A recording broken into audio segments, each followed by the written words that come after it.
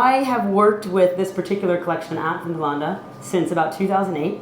I've looked at every single shoe. Vindolanda has by far the largest collection of shoes from any Roman site anywhere in the empire. We can really see patterns in the kinds of shoes we're looking at, the sizes of shoes we're looking at. Magna has joined the shoe party now. We're 7 miles down the road finding more shoes out of a ditch. At Vindolanda we find a lot of shoes in ditches and other places as well. At Magna we're finding them in ditches. Now they are really interesting. We're seeing here, I'm noticing a sort of slight character difference with this group in that they are very, very large. They're much larger on average than most of the collection at Vindolanda. Now, to put that into perspective, they are, many of them, over 30 centimeters long. Your average shoe sort of hangs somewhere around 24 centimeters, 25 centimeters.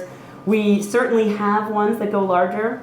Anyone that's familiar with the Vindolanda collection and the things that are on display in the museum, you may remember a beautiful pair of shoes. Those shoes are very large as well. Those are some of our very largest at Vindolanda. There's only about 4 or 5 of that size at Vindolanda. Here at Magna, out of these 26, we already have 4 or 5, if not more. I've got to actually look at them all. They're just coming out. They're still covered in mud. But I'm already seeing that they're very, very large, and there's many more of them of that size. So there is a slight character difference. And there might be some features on them.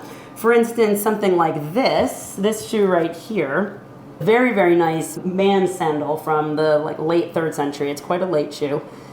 And it has this kind of very large toe tread area. And we only have one of these over in the Vindolanda assemblage. Here we are, again, with only 25 shoes. We've got that coming out of the Magna collection. There is one thing that we need to think about here. So everything that you're seeing has been unconserved. Everything that we're talking about and comparing it to over in the museum and in the collection has been conserved already. There is a slight amount of shrinkage in leather when it goes through a conservation process. Not everything shrinks. Some things don't shrink very much. And in fact, we have done over the years pre-conservation and post-conservation analysis. We've done measurements.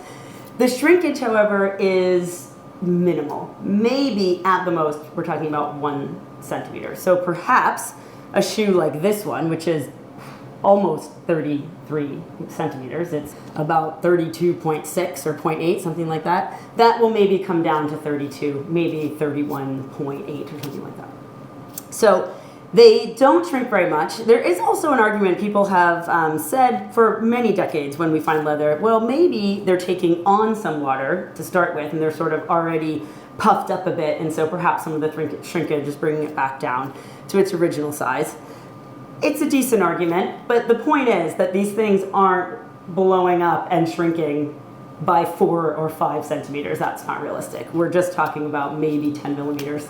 Something like that. One of the things I love about shoes is that they tell us about people. There's something about them that's kind of emotive. You look at it, you can sometimes see a bit of the footprint. So we are learning a lot about the people.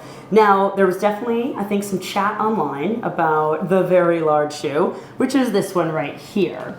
So that is a very large shoe. That is not the largest shoe, because the one that I talked about over here is actually a few millimeters larger. You're going to gently sort of squeeze under and start to pop it free. There we go. Pop it on my arm. You got it? Yep, I got it. Very nice shoe, Martin. And it's got some hobnails. Oh, thank you. Marvellous.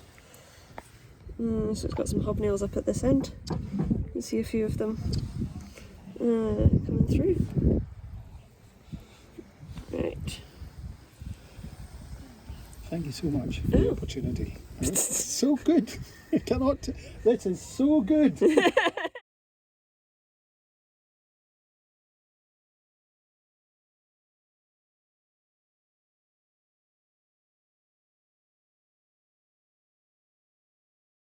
We know with all of these right here that we're talking about male owners. Men wore these shoes. So we can talk about the individuals in that way. We can also, shoes can tell us a bit about gait patterns, wear patterns, how they walk, potentially about their foot health, leg health, because you get if somebody drags a foot or if they pronate or they supinate. So we're learning about health issues as well. But talking about the people, it's not all about these giant shoes here, because you've got a little one like this as well. So out of the same ditch, you've got a little child shoe.